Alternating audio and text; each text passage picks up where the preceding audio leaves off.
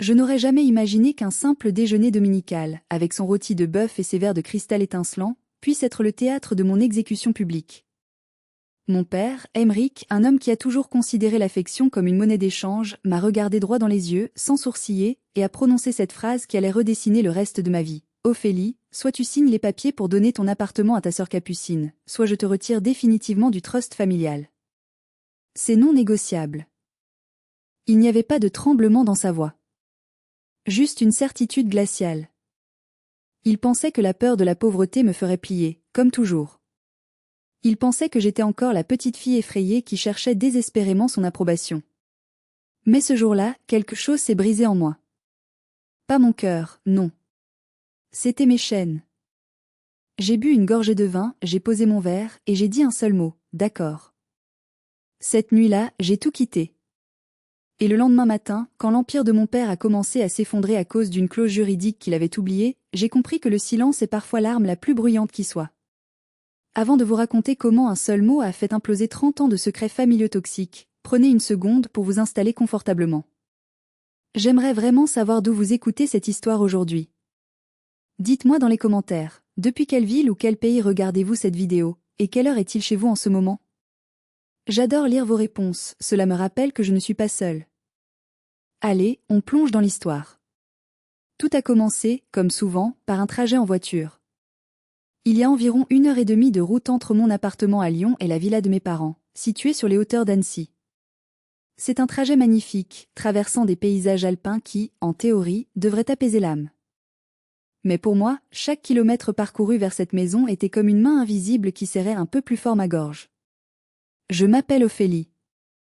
J'ai 33 ans, je suis architecte paysagiste, et j'ai passé ma vie entière à essayer de comprendre les règles d'un jeu dont les dés étaient pipés depuis ma naissance.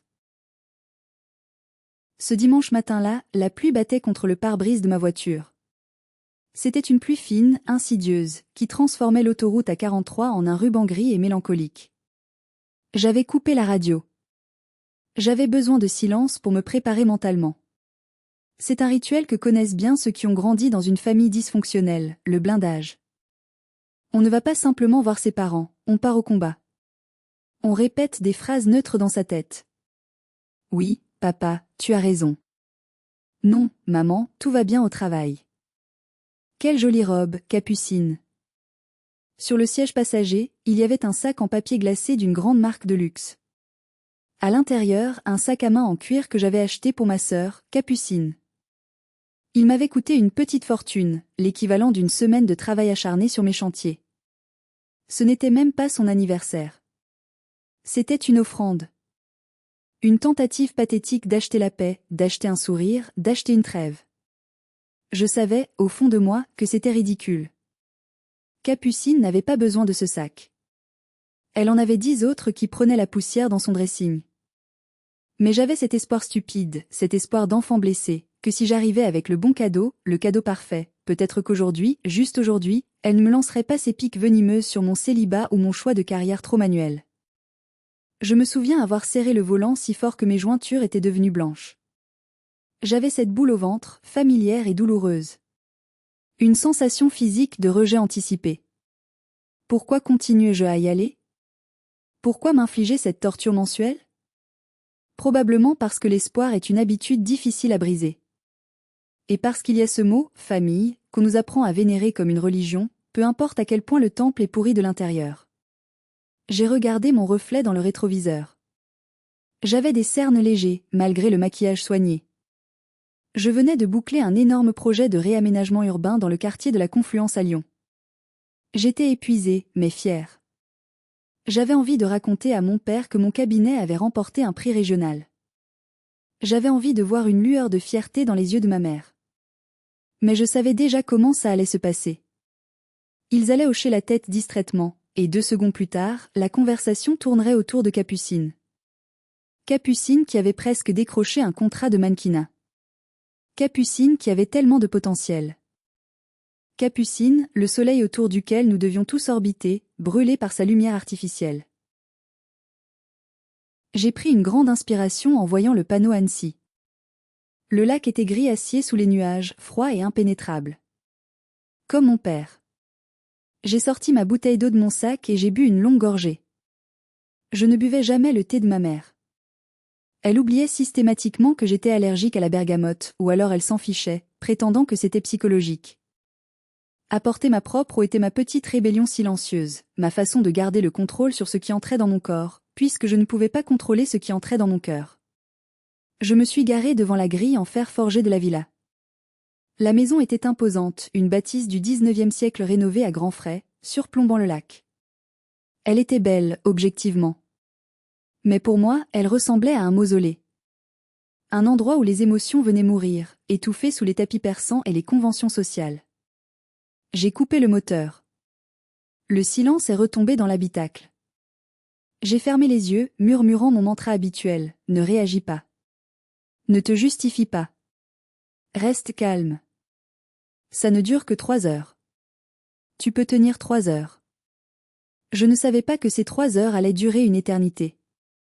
Je ne savais pas que je m'apprêtais à franchir cette grille pour la toute dernière fois de ma vie. J'ai attrapé le sac de luxe, j'ai forcé un sourire sur mon visage comme on enfile un masque de guerre, et je suis sortie sous la pluie. Le piège était tendu, et j'y marchais droit dedans, la tête haute. La porte d'entrée s'est ouverte avant même que je n'aie le temps de sonner. C'était Yvette, la gouvernante qui travaillait pour mes parents depuis 20 ans. Elle m'a lancé un regard qui était un mélange de pitié et d'avertissement. Yvette savait tout. Elle voyait tout. Elle était le témoin silencieux de la toxicité qui régnait entre ces murs. « Bonjour, mademoiselle Ophélie » a-t-elle chuchoté en prenant mon manteau trempé. « Monsieur est dans le salon. Il est d'humeur. » D'humeur. Dans le langage codé de notre maison, cela voulait dire que mon père, Emeric, cherchait une cible. Et j'étais sa cible préférée. Je suis entrée dans le grand salon. Le feu crépitait dans la cheminée en marbre, mais la pièce était glaciale. Mon père était assis dans son fauteuil en cuir, un verre de whisky à la main alors qu'il n'était que midi. Il ne s'est pas levé pour m'accueillir. Il a simplement tourné la tête, ses yeux bleus scannant ma tenue de haut en bas, cherchant la moindre faille. « Tu es en retard » a-t-il dit sèchement. Pas de bonjour, pas de comment vas-tu. Juste une critique. Il est midi 2, papa. Il y avait des travaux sur l'autoroute, ai-je répondu, ma voix restant neutre, polie. Ma mère, brune, est apparue, sortant de la cuisine. Elle était toujours impeccable, coiffée, maquillée, portant des bijoux trop lourds pour un déjeuner en famille. Elle m'a fait une bise en l'air, prenant bien soin de ne pas toucher ma joue pour ne pas abîmer son fond de teint. « Oh, Ophélie, tu as l'air fatiguée » a-t-elle soupiré, comme si ma fatigue était une insulte personnelle à sa génétique. « Tu travailles trop avec cette terre et ces plantes.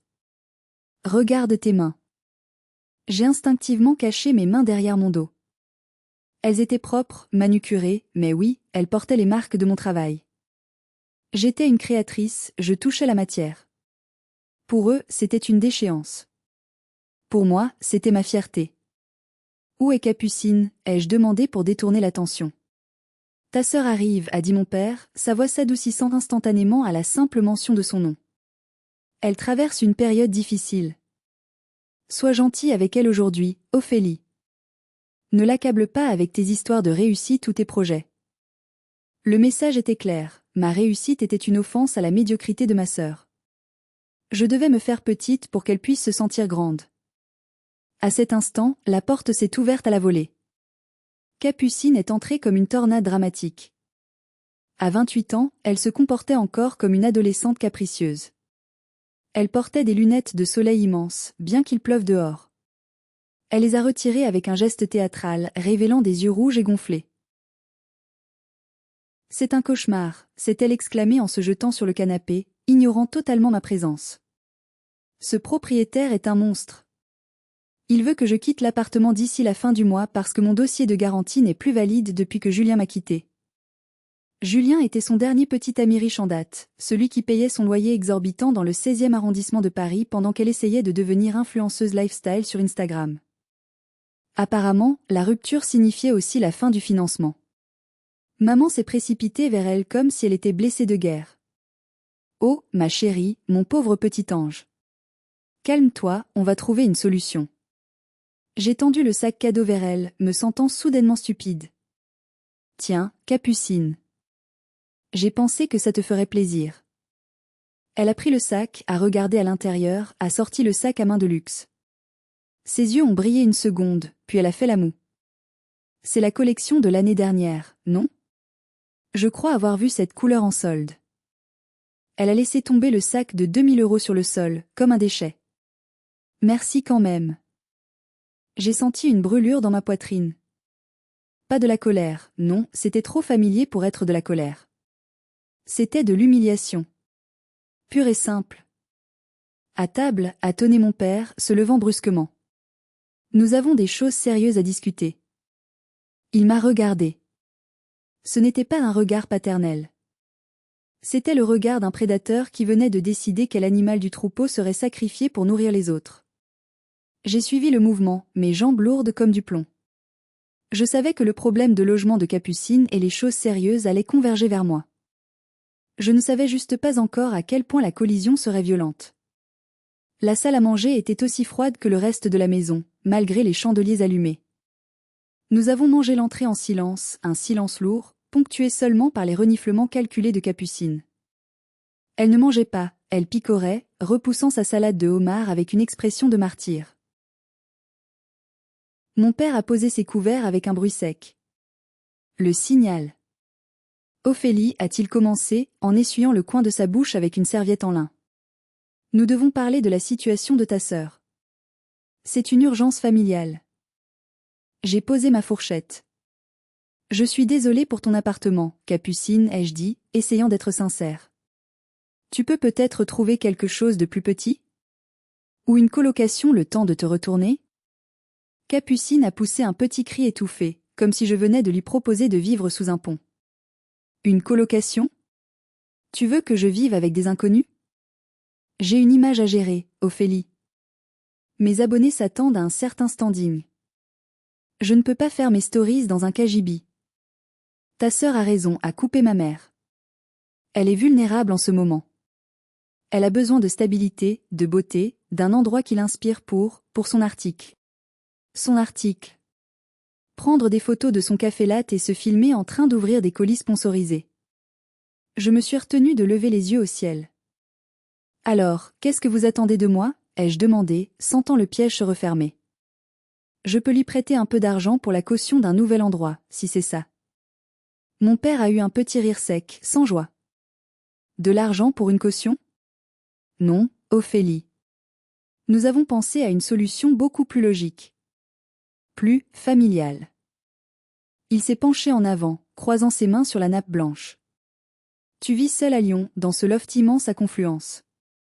120 mètres carrés pour une seule personne, c'est ridicule, c'est du gaspillage. C'est égoïste, même, quand on y pense. Mon sang s'est glacé. Je savais où il voulait en venir, mais mon cerveau refusait d'y croire. C'est mon bureau aussi, papa. C'est là que je travaille. C'est ma maison. C'est un entrepôt glorifié, a craché Capucine. Mais il a une super lumière. La hauteur sous plafond est parfaite pour mes vidéos. Et le quartier est très tendance. Elle m'a regardé avec un sourire qui ne touchait pas ses yeux. J'adore ton loft, Ophélie. Il serait parfait pour ma guérison. Voici ce qui va se passer, a continué mon père, ignorant mes protestations muettes. Capucine va emménager dans ton loft. Pour une durée indéterminée, disons 3 ans, le temps qu'elle stabilise sa carrière. Tu vas lui signer un contrat de mise à disposition à titre gratuit. Nous, tes parents, prendrons en charge les charges courantes pour l'aider. J'ai cru avoir mal entendu. Et moi? Je vais où? Ma mère a souri, un sourire bienveillant qui me donnait la nausée. Mais ici, ma chérie. Ta chambre d'enfant est toujours là. Tu peux revenir vivre à la villa. On sera tous ensemble. Tu seras nourri, logé. Et puis, avec ton travail, tu es souvent dehors sur les chantiers, non? Tu n'as pas besoin d'un tel luxe. J'ai regardé autour de la table. Ils étaient sérieux. Ils avaient tout planifié. Ils voulaient m'expulser de chez moi, de l'endroit que j'avais acheté avec mon propre argent, que j'avais rénové de mes propres mains pendant 5 ans. J'avais poncé les parquets jusqu'à en saigner des doigts. J'avais dessiné chaque meuble. C'était mon sanctuaire. Le seul endroit au monde où je n'étais pas la sœur décevante, mais Ophélie, la femme accomplie. Non, ai-je dit. Ma voix tremblait un peu, mais le mot était clair. Le visage de mon père a changé de couleur. Il est passé du rose au rouge brique. Pardon? J'ai dit non. C'est mon appartement. Je l'ai payé. Je paie mon crédit. C'est ma maison. Capucine ne peut pas simplement le prendre parce qu'elle en a envie. On ne te demande pas ton avis, on te dit ce qui est le mieux pour la famille, a hurlé mon père, frappant du poing sur la table. Les verres ont tinté. Ta sœur est en détresse. Et toi, avec ton égoïsme légendaire, tu préfères garder tes mètres carrés plutôt que de sauver ta propre chair?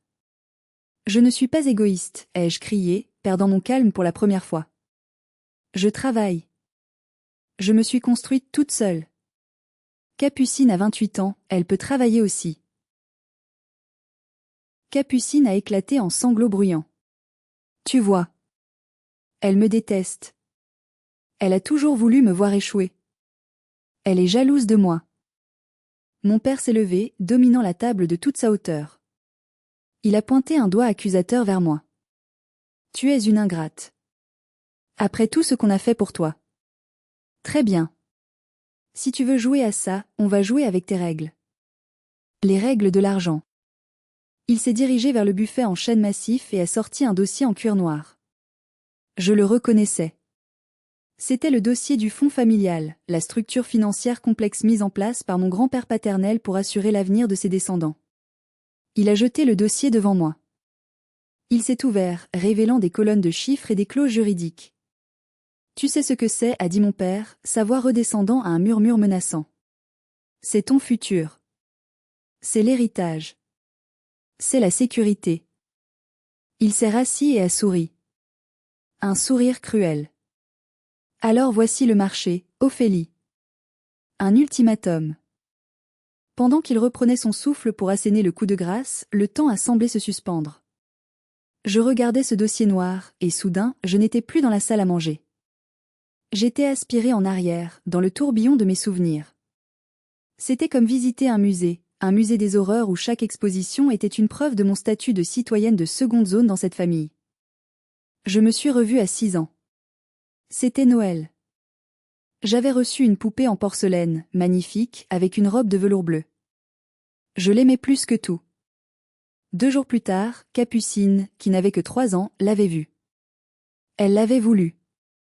Elle avait hurlé jusqu'à devenir violette. Donne-lui, Ophélie, avait dit ma mère. Tu es la grande sœur. Tu dois partager. Ne sois pas méchante. J'avais refusé. Mon père me l'avait arrachée des mains pour la donner à Capucine. 1 heure plus tard, je retrouvais la poupée dans le jardin, la tête fracassée contre une pierre. Capucine s'était lassée. Quand j'avais pleuré, on m'avait puni pour avoir laissé traîner mes jouets. C'est ta faute, tu n'es pas soigneuse.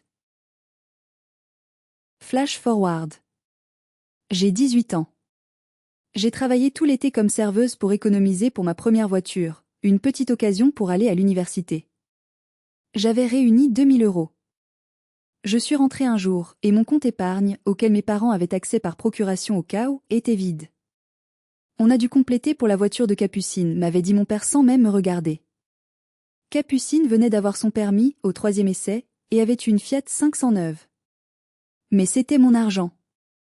J'ai travaillé pour ça. C'est l'argent de la famille, avait-il tranché. Et ta sœur a besoin d'une voiture sûre. Tu peux prendre le bus, c'est direct pour la fac. Ne sois pas matérialiste. Je me suis revue le jour de ma remise de diplôme d'architecte. J'étais major de ma promotion. C'était l'aboutissement de 5 années de nuit blanche. Mes parents étaient venus, oui. Mais au milieu de la cérémonie, juste avant qu'on appelle mon nom sur l'estrade, le téléphone de ma mère a sonné. Capucine s'était écorché le genou en tombant de scooter à Ibiza. Rien de grave, juste une égratignure. Mais elle pleurait au téléphone. Mes parents se sont levés. On doit y aller, ta sœur a eu un accident, m'a chuchoté ma mère. Mais je vais monter sur scène dans 2 minutes. Ophélie, grandis un peu. Ta sœur est blessée. Ils sont partis. J'ai reçu mon diplôme face à 2 chaises vides. J'ai souri pour la photo officielle, mais à l'intérieur, quelque chose était mort ce jour-là. Et aujourd'hui? Aujourd'hui, il ne voulait pas juste une poupée ou mon argent de poche. Il voulait ma vie. Il voulait mon refuge. Ce loft n'était pas juste des murs. C'était la preuve tangible que je pouvais exister sans eux. C'était la preuve que j'avais réussi malgré eux. Capucine ne voulait pas l'appartement pour la lumière. Elle le voulait parce qu'il était à moi. Elle voulait me prendre la seule chose que je possédais et qu'elle n'avait pas, l'indépendance. C'était une conquête territoriale. Et mes parents? Ils étaient les généraux de son armée, prêts à raser ma ville pour lui construire un palais sur mes ruines. Je suis revenu au moment présent. La voix de mon père résonnait à nouveau, brisant mes souvenirs. La douleur du passé s'est transformée en quelque chose de nouveau. Une clarté froide et tranchante. J'ai regardé le dossier noir. J'ai regardé ma sœur qui séchait ses fausses larmes, attendant son nouveau jouet. J'ai regardé ma mère qui évitait mon regard. J'ai réalisé que je n'avais plus peur. On ne peut pas avoir peur de perdre quelque chose qu'on n'a jamais vraiment eu. Je n'avais jamais eu de famille. J'avais juste des geôliers. Et aujourd'hui, le directeur de la prison me tendait les clés sans le savoir. C'est le moment où mon sang a commencé à bouillir. Honnêtement, mettez-vous à ma place une seconde.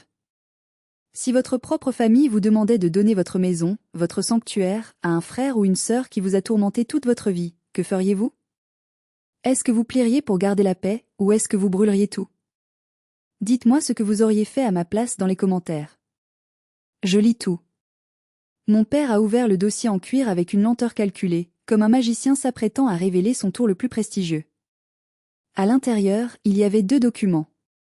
Le premier était un contrat rédigé à la hâte, probablement par l'avocat véreux qu'il utilisait pour ses affaires immobilières louches. Le second était une copie des statuts du trust familial, les passages concernant l'exclusion des bénéficiaires surlignés en jaune fluo. C'est très simple, Ophélie a-t-il dit, sa voix retrouvant ce calme autoritaire qu'il utilisait pour terroriser ses employés. Tu as 2 options. Option A, tu signes ce contrat de mise à disposition. Tu cèdes l'usufruit de ton appartement à Capucine pour une durée de 3 ans, renouvelable. Tu gardes la nue propriété, bien sûr, nous ne sommes pas des voleurs. Mais Capucine y vit, gratuitement. En échange, tu restes bénéficiaire du trust. Tu sais ce que cela représente. À ma mort et à celle de ta mère, ce trust vaudra environ 5 millions d'euros. C'est ta sécurité. C'est ta retraite. Il a fait une pause, laissant le chiffre flotter dans l'air. 5 millions. Il pensait que c'était le prix de ma dignité. Option B, a-t-il continué, son regard se durcissant. Tu refuses. Tu gardes ton précieux appartement. Mais je contacte Maître Vasseur dès demain matin.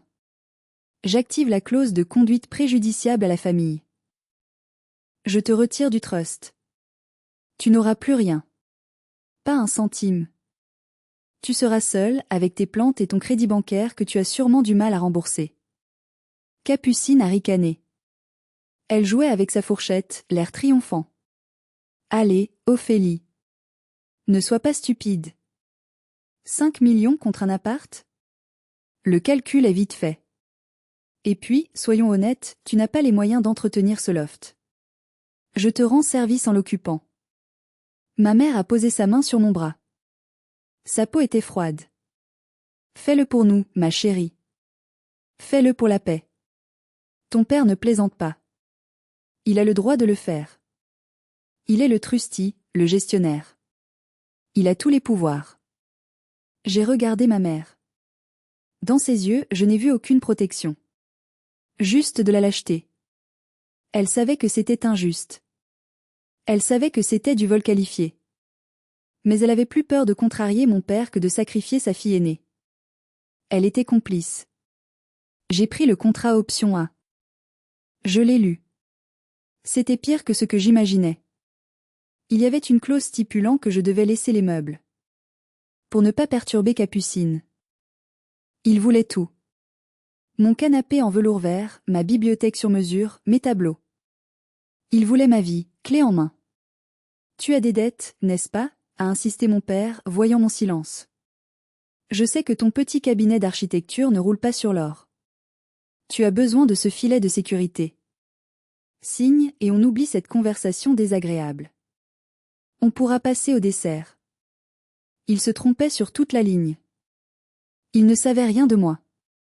Il ne savait pas que mon petit cabinet venait de signer un contrat pluriannuel avec la métropole de Lyon. Il ne savait pas que j'avais remboursé mon prêt par anticipation le mois dernier grâce à une prime de réussite. Il projetait ses propres peurs financières sur moi. Mais surtout, il ne comprenait pas une chose fondamentale, l'argent ne vaut rien si on doit vendre son âme pour l'obtenir. J'ai senti une étrange sérénité m'envahir. C'était le calme après la tempête. Pendant 33 ans, j'avais couru après une carotte qu'il tenait au bout d'un bâton. Sois sage et on t'aimera. Sois docile et on t'aidera. Aujourd'hui, le bâton s'était transformé en arme et la carotte était pourrie. J'ai réalisé que je n'avais pas besoin de leurs 5 millions. Je n'avais pas besoin de leur héritage empoisonné. Si le prix à payer était de voir Capucine détruire mon sanctuaire et de voir mon père sourire de satisfaction en m'écrasant, alors le prix était trop élevé. J'ai reposé le papier sur la table. C'est tout, ai-je demandé doucement. C'est tout, a répondu Emeric, confiant. Alors, le stylo est là. Le silence dans la pièce était assourdissant. On aurait pu entendre une épingle tomber sur le tapis persan. Capucine avait arrêté de manger, un sourire narquois figé sur les lèvres, attendant ma capitulation. Mon père avait déjà sorti son stylo Man Blank, prêt à me le tendre comme on tend une arme à un vaincu pour qu'il signe sa reddition. J'ai pris mon verre de vin. Un Bordeaux hors de prix que mon père gardait pour les grandes occasions. J'ai bu une gorgée, lentement, savourant l'ironie du moment. C'était la dernière chose qu'il me donnerait jamais. J'ai reposé le verre. J'ai croisé le regard de mon père. Je n'ai pas cligné des yeux. D'accord, ai-je dit. Le visage de mon père s'est illuminé d'un triomphe arrogant. Ah. Je savais que tu retrouverais la raison. C'est une sage décision, Ophélie. Tu vois quand tu veux. Il a poussé le contrat vers moi. Signe là, en bas à droite. J'ai souri. Un sourire triste, mais libéré. Non, papa. Tu n'as pas compris. J'ai repoussé le contrat vers lui, doucement, du bout des doigts. J'ai dit d'accord pour l'option B. Le temps s'est arrêté. Le sourire de mon père s'est figé, se transformant en une grimace de confusion. Quoi? Je choisis l'option B, ai-je répété, ma voix gagnant en assurance à chaque syllabe. Je ne céderai pas mon appartement. Jamais. C'est chez moi. Alors, vas-y, retire-moi du trust. Garde tes 5 millions.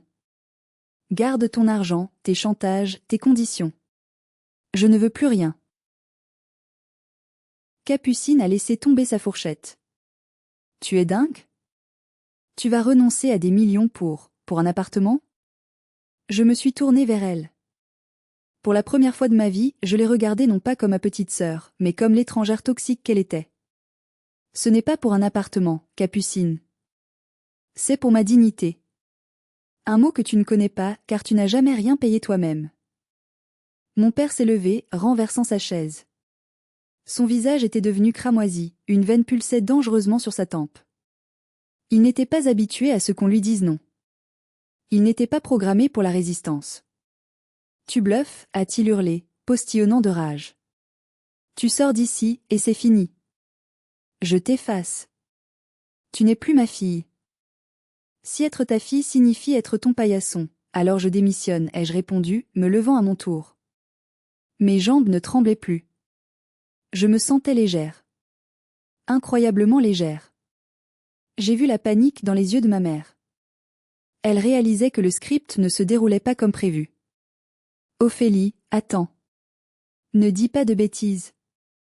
Emeric, calme-toi. Elle a fait son choix, a coupé mon père. Dehors. Sors de ma maison. Et ne pense même pas à revenir ramper quand tu seras fauché. J'ai pris mon sac à main. J'ai regardé le sac de luxe que j'avais offert à Capucine, qui gisait toujours par terre. Je me suis baissée, je l'ai ramassé. Je reprends ça, ai-je dit calmement. Puisque c'est la collection de l'année dernière, tu ne le regretteras pas. Je me suis dirigée vers la porte. Chaque pas était une victoire. Tu vas le regretter, Ophélie, a crié Capucine derrière moi, sa voix montant dans les aigus. Tu vas finir seule et pauvre. Je me suis arrêtée sur le seuil du salon. Je me suis retournée une dernière fois.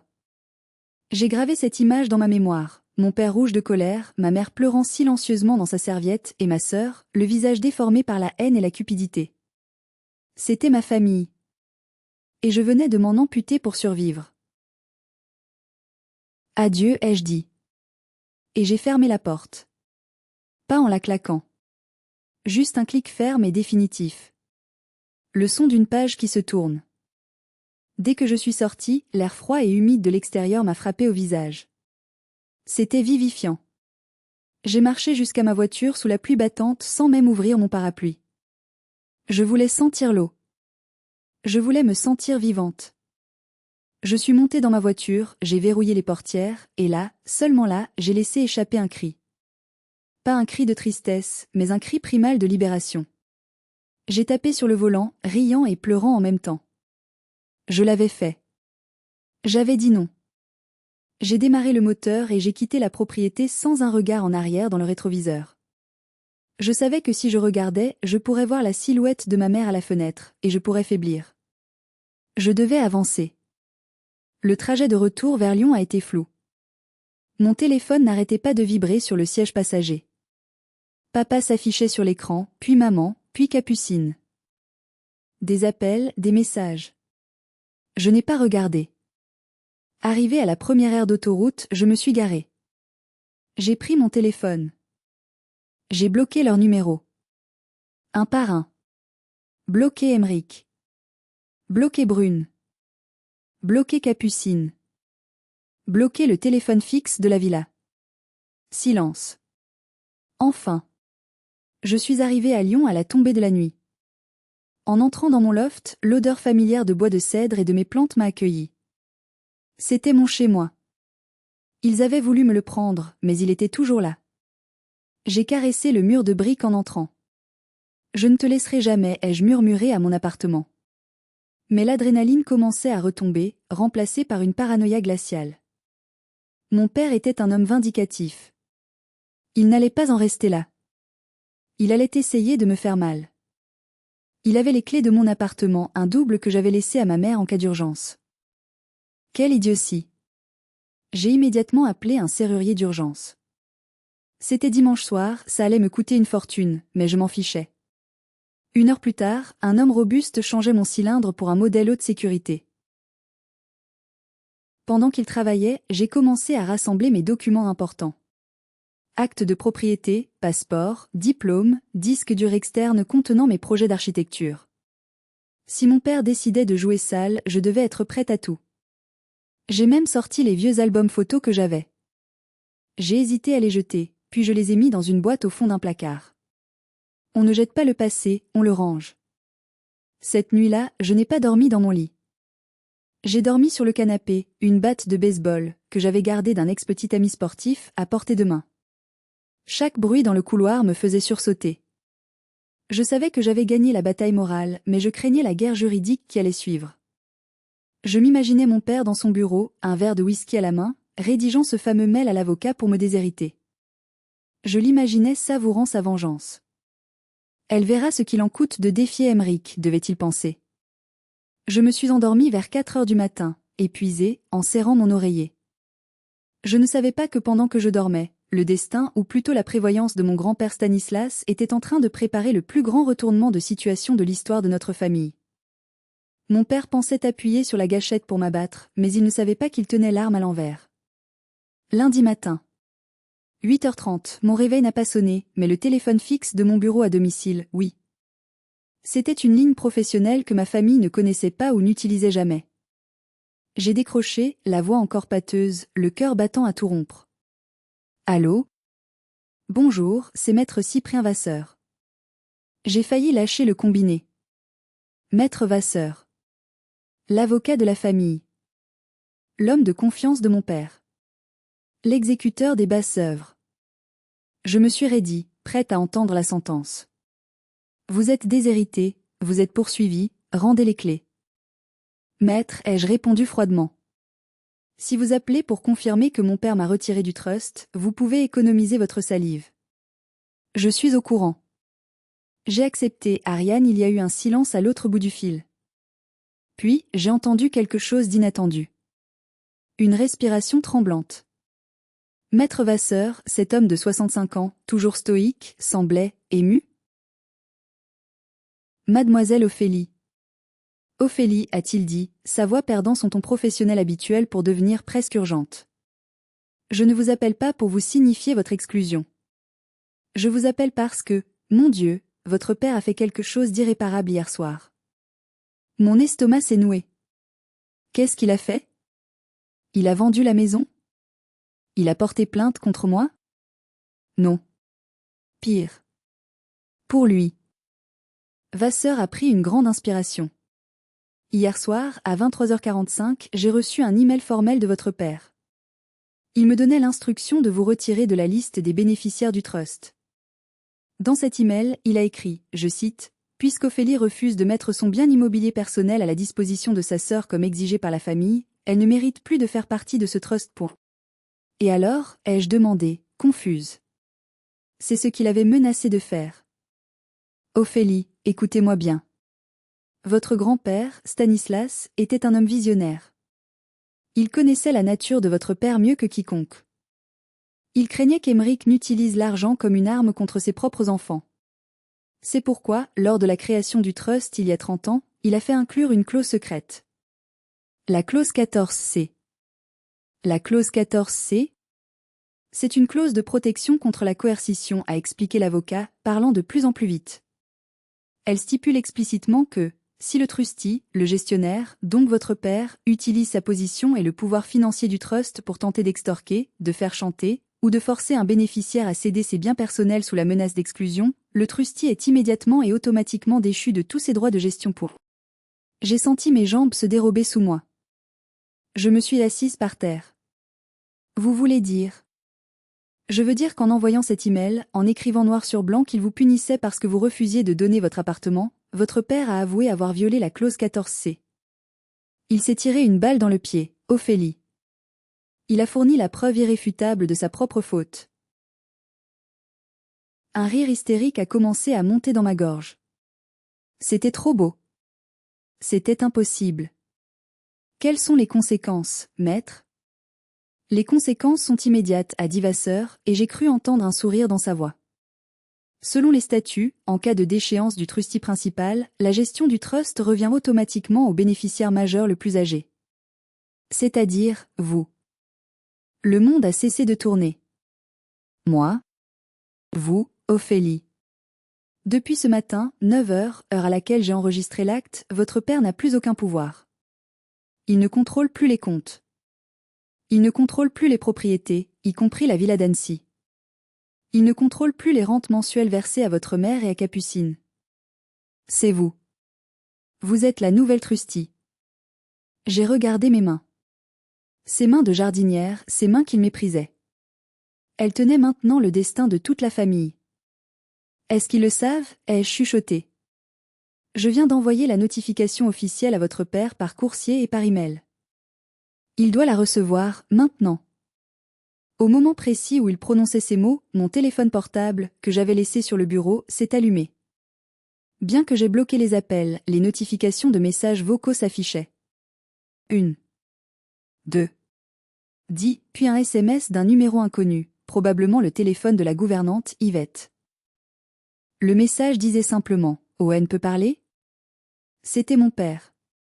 Il ne criait plus. Il ne menaçait plus. Il demandait. Le rapport de force venait de s'inverser avec une violence inouïe. Le tyran était à genoux. Et moi, l'exilé, je tenais l'épée. Maître, ai-je dit, ma voix redevenant calme, froide, celle d'une femme d'affaires. Ne faites rien pour l'instant. Laissez-les mariner. Je viendrai à votre cabinet demain. J'ai raccroché. J'ai regardé par la fenêtre de mon loft. La pluie avait cessé. Le soleil perçait à travers les nuages sur Lyon. La chasse était finie. Le prédateur était devenu la proie.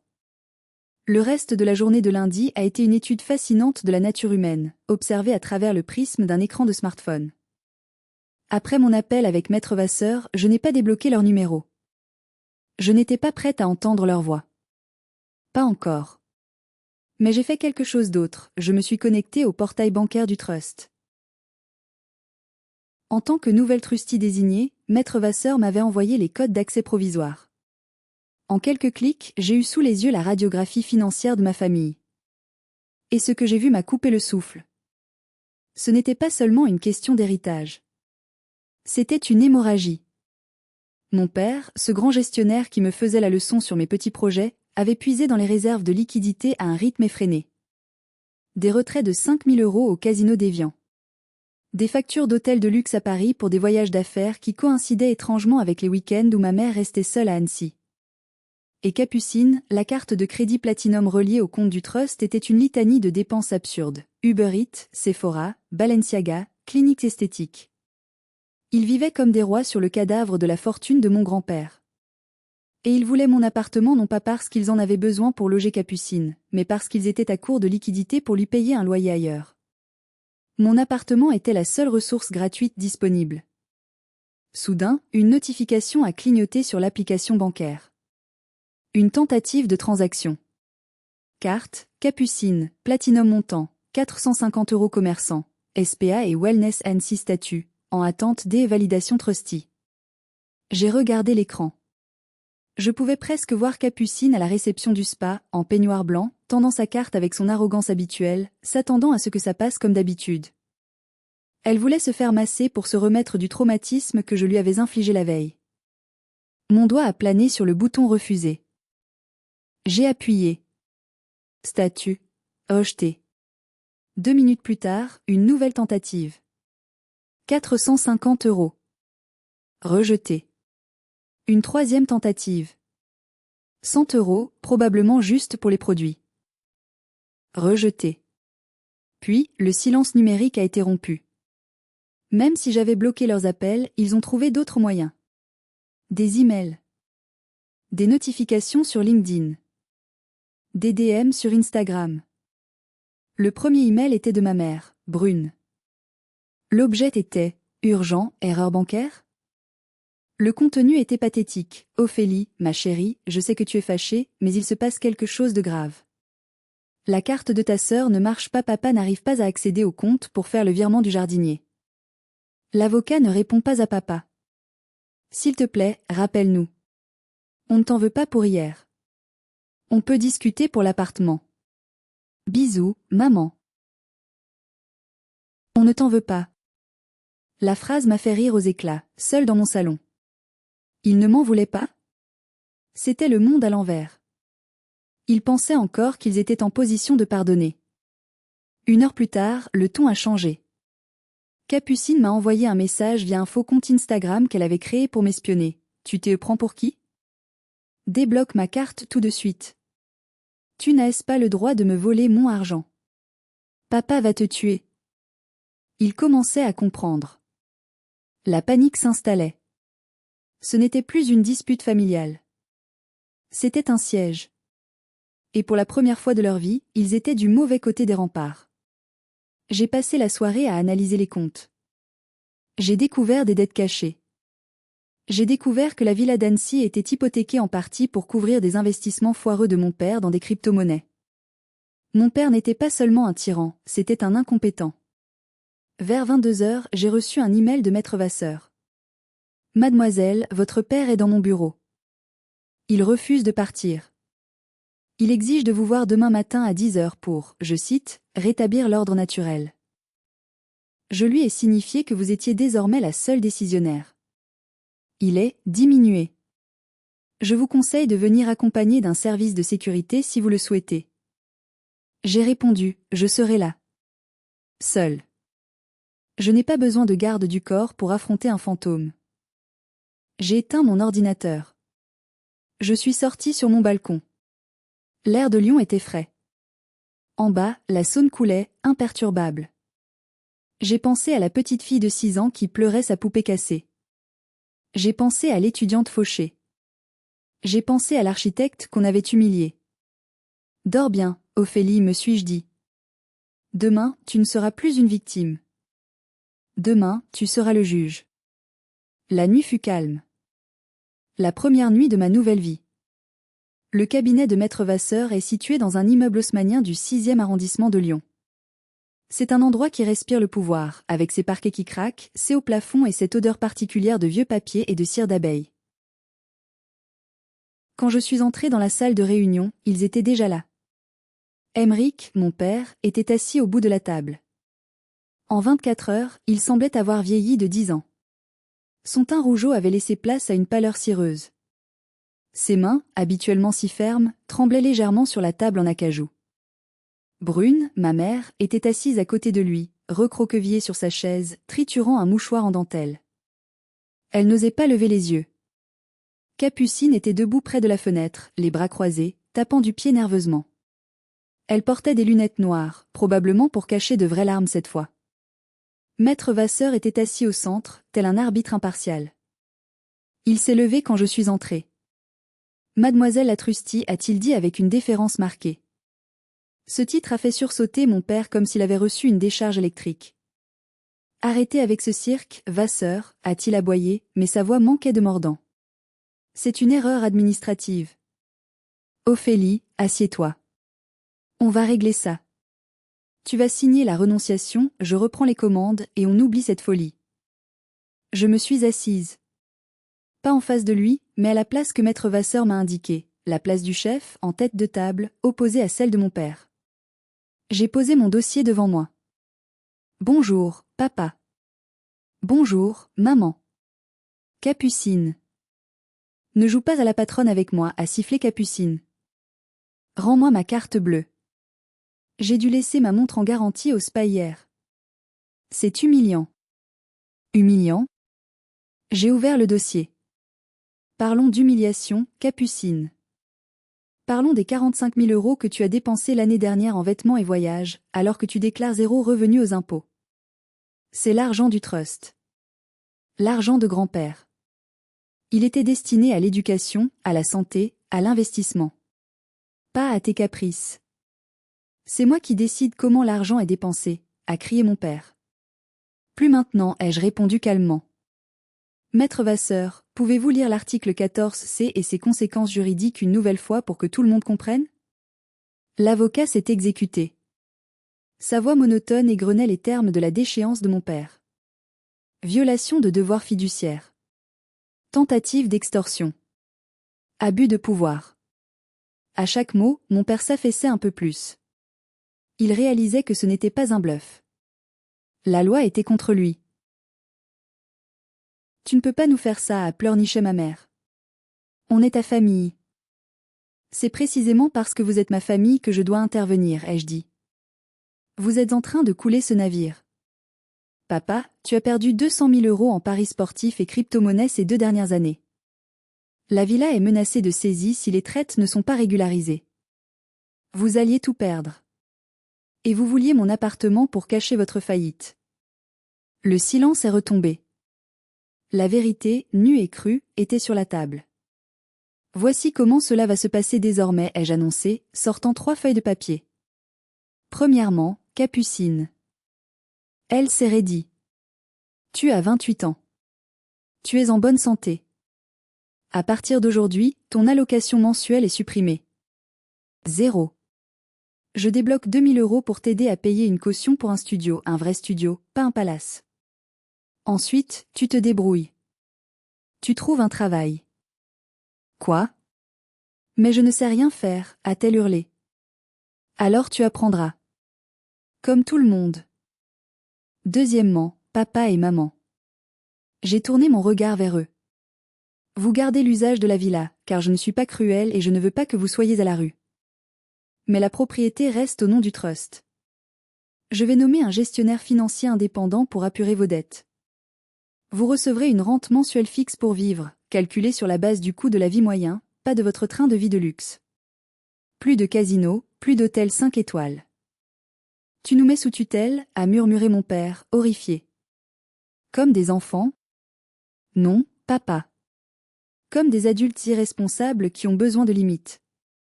Tu as essayé de me contrôler avec l'argent toute ma vie. Maintenant, c'est l'argent qui te contrôle. J'ai refermé le dossier. Je me suis levé. C'est à prendre ou à laisser. Si vous contestez, je coupe tout et on va au procès. Avec les preuves que j'ai, ton email de chantage, papa, je gagnerai, et vous finirez ruiné et publiquement humilié. Mon père m'a regardé avec une haine pure, mais derrière la haine, il y avait de la peur. Il savait que j'avais raison. Il savait qu'il avait perdu. Ma mère pleurait ouvertement maintenant. Capucine était en état de choc, la bouche ouverte, réalisant que sa vie de princesse venait de s'achever. La réunion est terminée, ai-je dit. Maître Vasseur va vous faire signer les papiers. Je suis sorti du bureau sans attendre leur réponse. Dans le couloir, j'ai croisé mon reflet dans une vitre. Je ne ressemblais plus à la fille anxieuse qui conduisait sous la pluie dimanche dernier. Je ressemblais à mon grand-père Stanislas. Droite. Juste. Et libre. Les mois qui ont suivi ont été d'une douceur étrange. On pourrait croire que la vengeance a un goût amer, mais dans mon cas, elle avait le goût du thé vert que je buvais chaque matin sur ma terrasse, sans que personne ne vienne me dire que je le préparais mal. La réalité a frappé ma famille de plein fouet, et la réalité est une maîtresse bien plus cruelle que je ne pourrais jamais l'être. Capucine a été la plus durement touchée. Privée de sa carte Platinum et de l'accès au compte de papa, elle a dû faire face à l'impossible, le monde réel. Elle a d'abord essayé de vendre ses sacs à main sur Vinted. J'ai vu ses annonces passer, sacs de luxe, jamais portés, cadeau d'une sœur jalouse. Ça m'a fait sourire. 3 mois après la confrontation, j'ai appris par une connaissance commune qu'elle avait trouvé un travail. Pas mannequin, pas influenceuse. Elle travaille comme hôtesse d'accueil dans une chaîne d'hôtels budget. Elle porte un uniforme en polyester qu'elle doit détester, et elle doit sourire à des clients fatigués toute la journée. C'est cruel. Peut-être. Mais c'est la première fois de sa vie qu'elle est utile à la société. Mes parents, eux, ont sombré dans une sorte d'exil social. Sans les liquidités illimitées du trust, ils ne pouvaient plus organiser leur somptueuse réception au bord du lac. Les amis qui venaient boire leur champagne ont disparu dès que le champagne a été remplacé par du mousseux bon marché. Mon père ne sort plus beaucoup. La rumeur a couru dans Annecy qu'il avait perdu la tête de ses affaires. Son ego, qui était son moteur, est brisé. Il m'envoie parfois des lettres, pas des emails, des lettres manuscrites où il alterne entre les reproches « tu as volé mon honneur » et les demandes pathétiques d'augmentation de sa rente, le prix du chauffage a augmenté, soit raisonnable. Je les classe dans un dossier lu, et je ne réponds pas. Quant à moi, j'ai gardé mon appartement. Mon loft à Confluence est plus beau que jamais. J'ai racheté le canapé en velours vert que je voulais, sans avoir à demander la permission à personne. Mais le changement le plus important n'est pas matériel. C'est physique.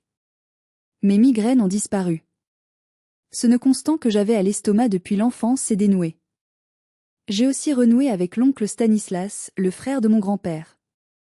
Il m'a invité à déjeuner peu après l'affaire. Il a 80 ans, l'œil vif et malicieux. Tu as fait ce qu'il fallait, petite, m'a-t-il dit en coupant son steak. Ton père a toujours été un faible déguisé en tyran. Ton grand-père savait que ce jour arriverait. Il t'a laissé les clés du royaume non pas parce que tu es l'aîné, mais parce que tu es la seule qui a eu le courage de dire non. Ces mots ont été la validation que j'avais attendue toute ma vie. Pas celle de mes parents, mais celle de la lignée, de l'histoire. J'avais protégé l'héritage, non pas en le dilapidant, mais en le sauvant des parasites qui le grignotaient.